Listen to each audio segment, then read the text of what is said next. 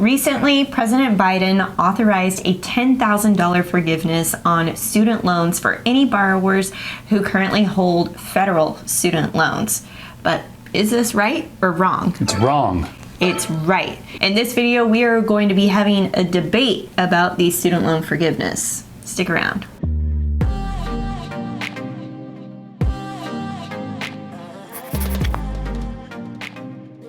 Hey, what's up guys? It's Justine with Debt Free Millennials, the channel to help you crush your debt and live payment free. This is my husband Kyle. Hello. And today we are going to be talking about the student loan forgiveness debate. So the way we've set up this video is not that we're providing our own opinions, but we're providing experiences and perspectives from both sides. So Justine wearing white, she's going to be for the forgiveness loans. Me wearing black, I'm going to be against. And so we'll talk about the points that both sides are making, but at the end, one thing in a debate that you need to do is find common ground. So what happens when you mix white and black? You get gray. So at the end of the video, you'll see things that both sides should definitely agree on. Okay, let's talk about the for debate. I am for student loan forgiveness because it frees up money for borrowers to use on other debt. So that's your first point? Yes. They can use it to pay off credit card debt, personal loans, car loans. They can use it to really pay down high interest debt that otherwise would cripple them against achieving other life milestones. All right. My first argument is that most likely it's going to increase taxes. Where did that extra money come from? We got to pay for it somehow, and the way it's going to happen, it's going to increase your taxes. Definitely. Well, tuition is already impossible to cover. We've seen the rise of tuition over the years, actually since 1980. We will get into that in a second. But if tuition is already impossible to cover, then this little bit of relief is actually going to go a long ways towards just making sure we can manage our student loan debt. Well, my second argument is that it's all about inflation. How much is inflation risen already? We have these free checks that we got during the pandemic. That was a huge injection of printed money. And now we have more injected free printed money going in. And all it's going to do is make inflation even worse than what it already is. But $10,000 forgiveness and even $20,000 forgiveness for Pell Grant recipients can be life-changing. If you've already had other expenses from other areas coming in, or maybe you're wanting to start a family, put a down payment on your first home, this extra money and this relief could go a long ways towards hitting those goals. Okay. So my third point is debt. All about debt. I mean, we hate debt. This channel's about not having debt. You know who else shouldn't have debt? The federal government. And what does this do? It just injects $500 billion to the debt. What did I say? Not million. I said billion with a B. $500 billion. $500 billion. Yes. However, this type of forgiveness plan actually helps people who most need it. That's why there are income requirements for this type of forgiveness. For individuals earning less than $125,000 or couples earning $250,000 or less, this forgiveness applies to them. So we're taking out the really, really high income earners and really focusing on people who most need it. Okay. What about all the people that already paid off their debts? What about the people who were like, yes, I'm signing up for this loan. I'm signing up for this. I'm going to be responsible, and I'm going to pay off my debts. What about all of them? They don't get their fair part of it? You do bring up a good point. However,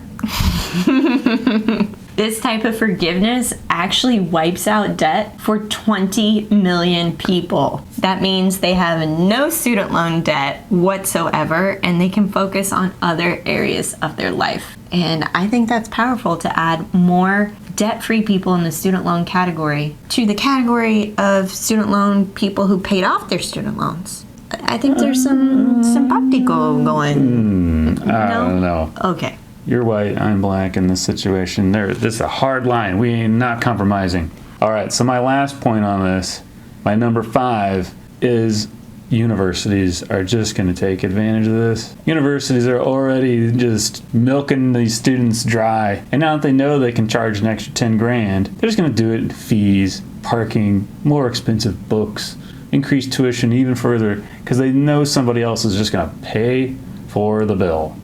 Well, I suppose that gets us into somewhat of a gray area. I guess so. So let's snap our fingers and go into the gray. Well, hey, I'm glad we're not arguing anymore. Okay. Yes, so there are several good points for and against student loan forgiveness, but what is the gray area there that we can come together on? Okay, so the first one is, I think we can both agree that it doesn't address the core of the issue, that even though we're forgiving these loans or that's already happened and we can't control that, it's a Band-Aid for a bigger problem, and that's the rising cost in tuition, which bleeds into point number 2. Yes, so I wanted to show you guys this chart that I found on visualcapitalist.com. Let's pull that up. All right, so you can see how much, this is the dark green area, is the college tuition inflation, and then the regular light blue area is just regular inflation. Since 1980, college tuition has increased 1,200%. That is ridiculous when you compare it to the CPI inflation, which is up 236%. I don't know how high school students can prepare to realistically pay for college by themselves when we are seeing an inflation chart such as this, and we're seeing tuition costs rise year over year. I don't know what the core of the problem is, but here are a couple things that I experienced at my last university. First was, it seems like there's a lot of fat at the top that could be trimmed, where it seems like there's a dean for everything now. And those are high cost positions. Those are overhead positions. It seemed, there was like a dean of parking lots. I'm like, what is this for? The other one was, it seems like the tenureship is, the core of the idea of tenureship for these professors is being a little bit abused. I know 3 professors now who, once they got basically tenured, they only teach one class a semester, maybe one a year, and then sometimes they just don't show up for like 3 or 4 days, and they still get over $200,000 in annual income. And I'm like, what are you doing? Why aren't you bringing in research funds? Why aren't you teaching more classes? Why aren't you doing anything? And so maybe that's part of the problem. The original idea behind tenureship for teachers so that they could study controversial topics without having to worry about what was going to happen. I mean, pick your most controversial topics, studying abortion while being a professor at a Catholic university, right? Those don't really go well together. But the tenureship idea was that it could protect the professor. So maybe that's something that needs to be not removed, but reevaluated. Now, you and I both worked at a public university in Kansas. We both worked for Kansas State University long ago. And we've seen that university just explode with a ton of different extracurriculars for students, including, new athletic center, a renovation to the football stadium, all of these things that also play into the increase in demand for that college experience. We've now seen job markets basically open up for college graduates. If you do not have a college degree, your opportunity to get a good paying job really diminishes against those who have a college degree. So I think the increase in demand, and also what a lot of state institutions are adding in some of these extracurriculars, they're wanting assistance in paying for those things. And so I think a lot of universities are like, well, we can increase the cost because we know the government is going to provide even more federal student aid for these students to help them help us pay for all of these nice things. Yeah. So some of the athletic programs are paid for by endowments or just alumni contributing to the athletics program. True. But still, it seems like there's a lot of construction going on at universities for buildings. Maybe those are being donated by funds. There's not a lot of transparency with these universities.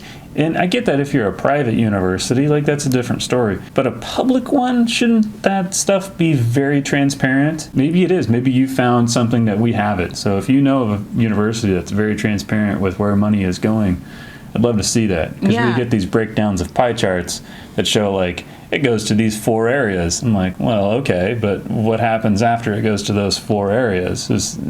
Anyways. So long as we see the federal loans just continue to be shelled out in bigger increments, we are going to see universities just continue to take that money on. I really don't feel universities have an issue with that. I think they're thinking, okay, cool. Not our problem. Well, my prediction is in the future, you're going to see these offshoot schools come about. And we're kind of starting to see that in the programming industry, where you have these programming boot camps where you go away for 15 months and come back an expert in some form of software computer language like C+ or Java or something like that. And that's all that you learn. You just learn how to program. You don't need to take sociology of the family or chorus or whatever to get an engineering degree.